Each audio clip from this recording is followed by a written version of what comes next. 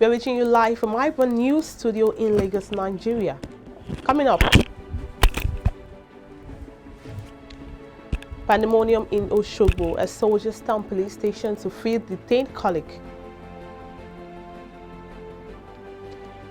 Multiple road accident claimed 3 lives at Ogun State axis of Lagos-Ibadan Expressway.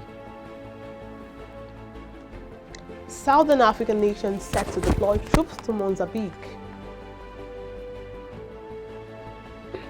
Hundreds of Thai pro-democracy protesters call for the resignation of the Prime Minister.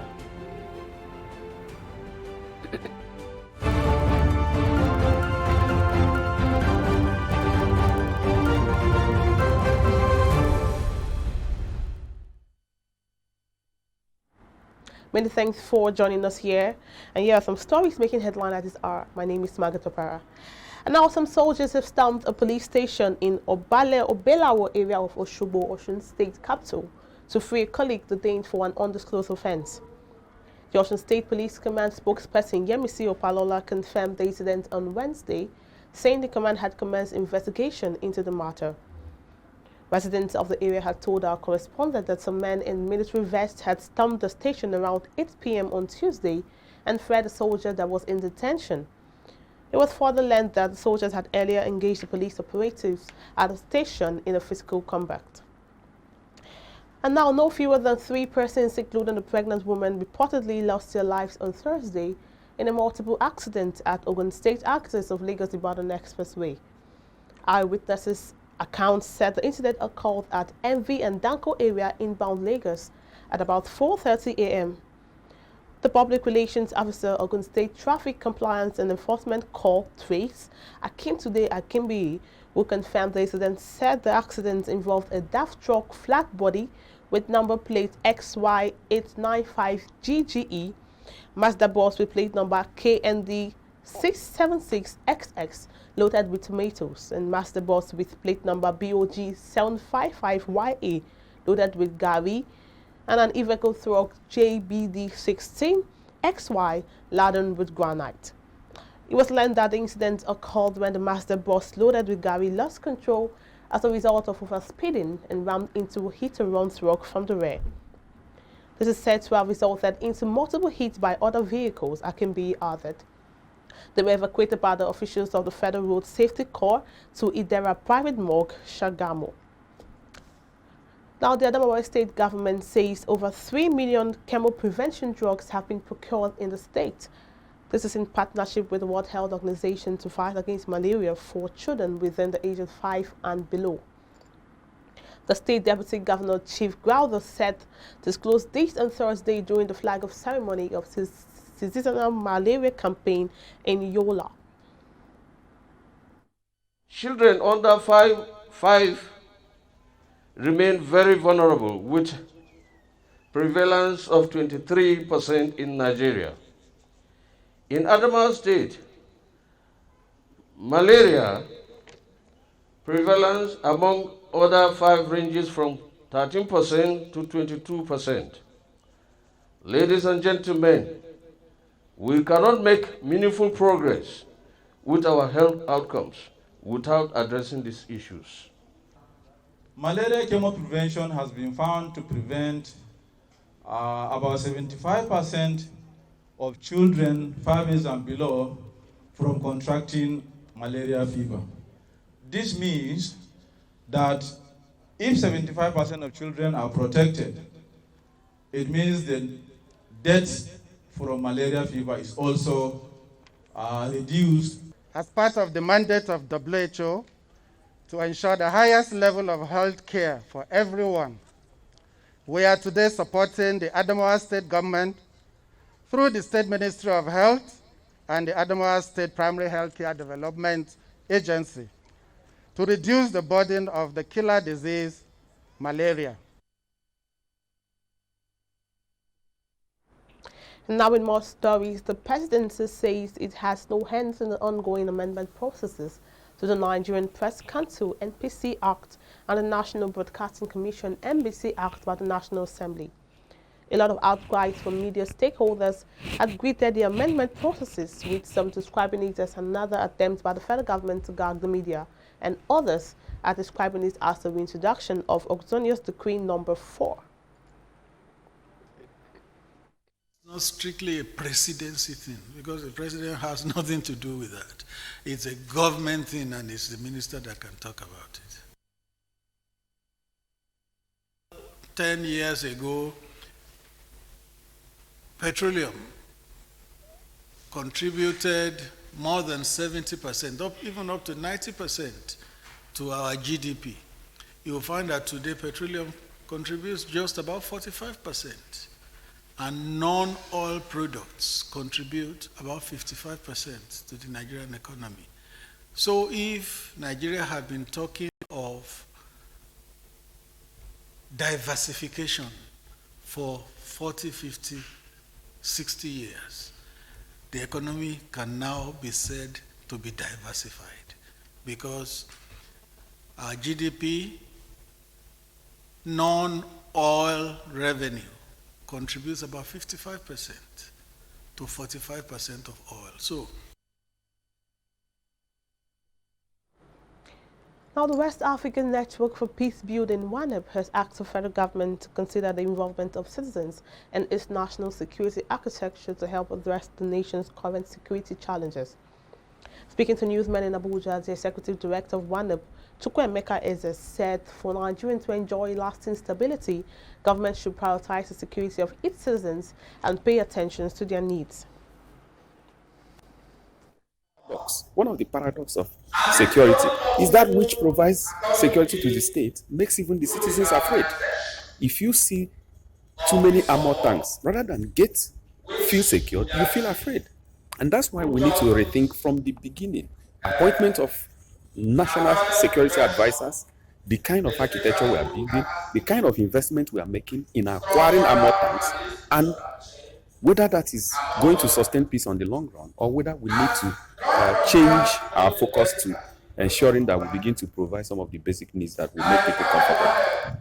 Security architecture issue is not only a state business, so it is important for the state to domesticate it amongst the people so that the people can also be able to respond if they have the adequate information. If we explore indigenous knowledge, information by community can also tell us when they see strange places coming. We need to do that. The government needs to harness that so that they can build a network between the government responses and the community responses. Wife of the Inspector General of Police and President of the Police Officers' Wives Association, POWA, Hajiya Hajara Usman Al-Kali Baba, is in Port Harcourt, Rivers State, on a 3-day working visit. This is to familiarize herself with the state command and access to police children's school in the state, with a view to improving their welfare and their general standards.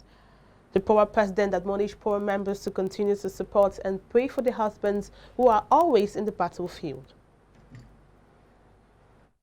To see that the learners have demonstrated high level of professionalism in all that they do, and the credit goes to all for nurturing these kids to realize their full potentials. Since my assumptions of office, I have visited schools in FCT, Abuja, Lagos, and Ogun states, and saw the needs to partner with the force education units towards providing enabling environment for the educational need of our children in police schools nationwide. I would like to inform you that very soon we will organize competitions among police schools and other sister security organizations, so that you will get busy with other extra-curriculum activities. If the house is burning, you will never see the gravity of the burning. You will enter inside the burning and you pick your child. So I'm here to mobilize you people, speak with my women, let them support their husband, to support my own husband, to bring out peace into the nation. The River State Governor, Governor Nyesom Wike, says the coffee imposed in the wake of dastardly attacks on security formations and operatives in River State will remain in place despite constant criticism against it. The governor will reiterated that he was not unmindful of the traffic difficulty experienced by residents of the state, particularly in Port Harcourt and Obiakpor councils, while trying to beat the 8:30 p.m. coffee time. Said he was spared to suffer inconveniences and be alive. Wike, in a statement by his special assistant on media, Kevin Ibiri, defended the efficacy of the night curfew while speaking at the 60th birthday celebration of the federal lawmaker who represents Rivers Southeast District in the state, Senator Barry Mpigi in Port Harcourt. The governor explains that the imposition of the curfew was based on security advice by law enforcement agencies as a precaution to prevent further attacks on security formations in the state. And now, Oyo State Governor Seyi Makinde on Thursday urged local government chairman, vice chairman, and heads of local government administration in the state to work with the people and security agencies in order to improve the security situation in their domains. The governor, according to a statement on Wednesday by his chief press secretary Taiwo Adisa, said the attack on Igongo would have been worse if not for the bravery of the hunters who challenged the gunmen and repelled them. Makinde said this at the closing of the retreat for chairmen of local government councils in the state. He, however, noted the people in the area saw the gunmen grouping during the day, but did not alert the government or security agencies of the presence of strangers there.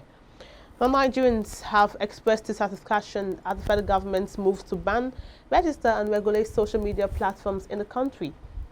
The decision to suspend microblogging platform Twitter and prosecute anyone who bypasses the regulation was met with backlash. iBrandTV took to the streets of Lagos to get reactions of some social media users. Social media, I don't have much to say about it, but the little I have to say is what I'm really seeing to that aspect of the social media, government trying to regulate it. It's as if they are kind of not backing up the people whom they are ruling on us. What really I'm talking about here is this. It's a way of trying to keep or press us down, not letting us understand what really is going on in the country. Because a few things that will happen, and maybe you that is a common man, you have the opportunity to say one or two things on the social media for some people to understand. Anyways, at this point, man, you can't take those guys in Abuja serious anymore, man, because they're just doing whatever they like. So I just wait till 2023 and just vote them out, because, man, there's really nothing. Like, there's what about social? Of course, we deserve freedom of speech. Yes, we need freedom. We need this freedom. We cannot stay in our own country and be caged by the federal government. So we need freedom. They should allow us to do what we want. To me, I don't see anything bad on social media. Maybe on Instagram or Twitter, on Facebook or anything. But as I hear that government want to ban social media, I even think what's bad thing they see banning social media, because many people connecting on the social media like Facebook, Twitter, on Instagram. That's what I say. Many people. Take a breather there. We'll be back for news in the African continent.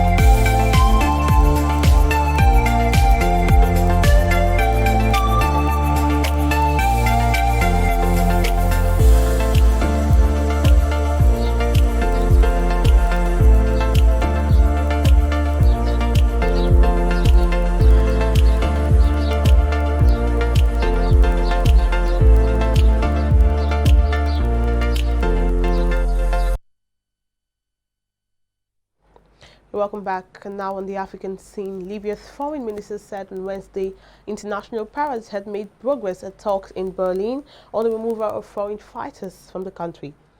Although a final communique from the UN-backed conference specified no concrete new measures, Libya has had little stability since 2011 NATO-backed uprising against then head of state Muammar Gaddafi.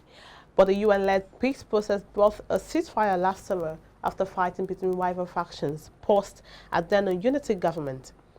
Wednesday's meeting in Berlin aimed to make progress on removing mercenaries and other foreign forces from Libya, months after the ceasefire calls for their withdrawal, as well as on steps towards security in the December elections. Now, Southern African nations approved on Wednesday the deployment of troops to Mozambique to help it combat an escalating Islamic State-linked insurgency that threatens stability in the relatively peaceful region. The 16-member Southern African Development Community, SADC, has been grappling with how to respond to the conflict, which is concentrated in Mozambique's northern province of Cabo Delgado. It began in October 2017 and thousands have died on all sides. Now, almost 800,000 people have been displaced, and the fighting has brought a $20 billion natural gas project led by oil giant Total to a grinding halt. And on the foreign scene, hundreds of Thai pro-democracy protesters took to the streets on Thursday, calling for the resignation of Prime Minister Prayut Chan-o-cha and constitutional changes that would curb the influence of the country's powerful monarchy. The rally, which defined a ban on public gatherings due to the pandemic, comes as Prayut's government faces public criticism over its handling of coronavirus outbreak, a slow economic recovery, and vaccine policy that involved a company owned by King Maha Vajiralongkorn. Now, the constitution must come from the people, protest leader Chatuput Pai Doldin told the crowd in the capital, Bangkok. Now, the European Union must seek to speak directly with Russian President Vladimir Putin to try improve relations, German Chancellor Angela Merkel said on Thursday. Merkel said in what's expected to be her last speech to the Bundestag lower house of parliament, in quote, "In my opinion, we as the European Union must also seek direct contact with Russia and the Russian president," end of quote. It's not enough for the US president to talk to the Russian president. I'm very much welcome that the EU must also create forums for dialogue, end of quote. Now, Merkel is not running for a fifth term in September election. Up next is Sports with Judechi.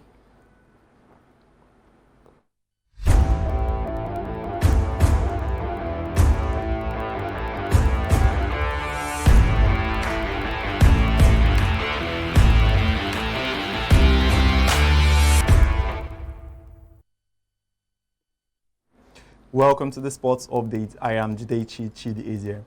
Now, Iranian football legend Ali Day has congratulated Portugal captain Cristiano Ronaldo for equaling his long-standing record for international goals. Ronaldo scored twice from the penalty spot to move on to 109 goals as they secured passage to the knockout stages of the Euro 2020 with a 2-2 draw against France on Wednesday. That 6-year-old Ronaldo now needs just a goal to surpass Day, who chalked up his remarkable tally for Iran between 1993 and 2006. Day was quick to mark the achievement on social media and predict that he would not jointly be holding the record for any much longer.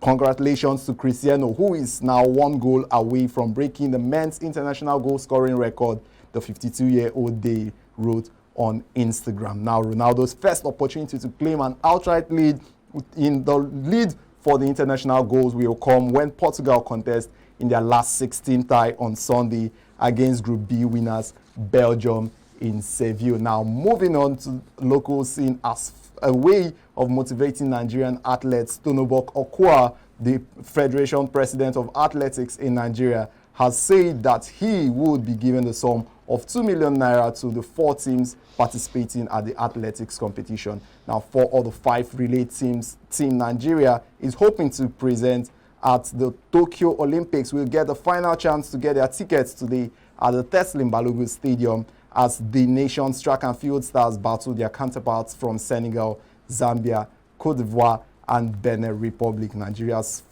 women's 4x100 meters relay team is the only one who has provisionally qualified for the Olympics. The men's 4x100 meters team, the men's and women's 4x400 meters team, and the women's 4x400 mixed relay team have another opportunity to join the Olympics train this afternoon. Speaking yesterday at Teslim Balogun Stadium, Okowa stated that each of the relay teams that meets the required qualification time today will get the sum of 500,000 naira reward. He added that he was doing this to motivate the athletes because the country needs the tickets. And that's all for now on the Sports Update. Margaret, back to you.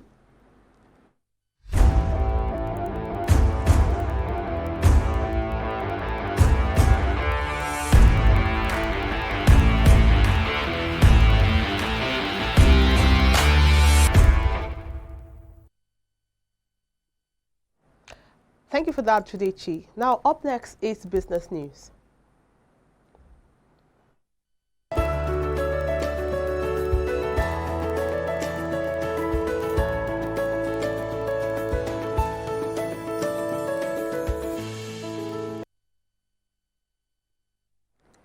Now, the Nigerian National Petroleum Corporation on Wednesday said it was collaborating with law enforcement agencies and other relevant downstream and upstream stakeholders to curb the menace of petroleum product smuggling and crude oil theft.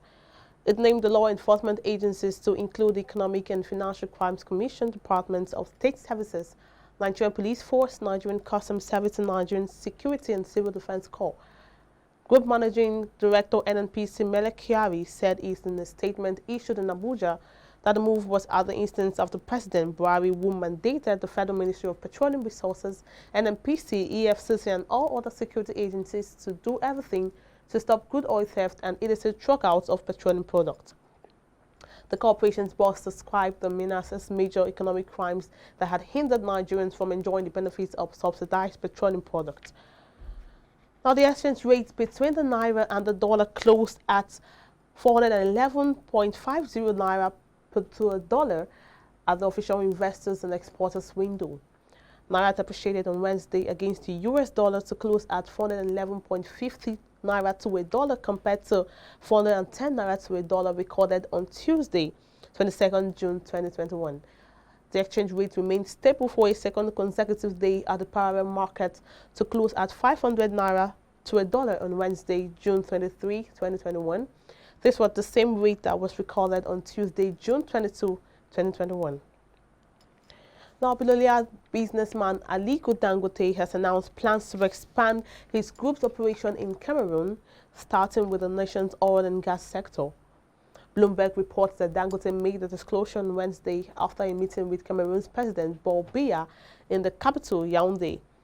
He also said that Dangote Group will increase cement production from its 1.5 million ton cement grinding facility in Cameroon. We have plans to expand our investments to other sectors, beginning with oil and gas, Africa's wealthiest man said. And now it's time for our roundup on entertainment.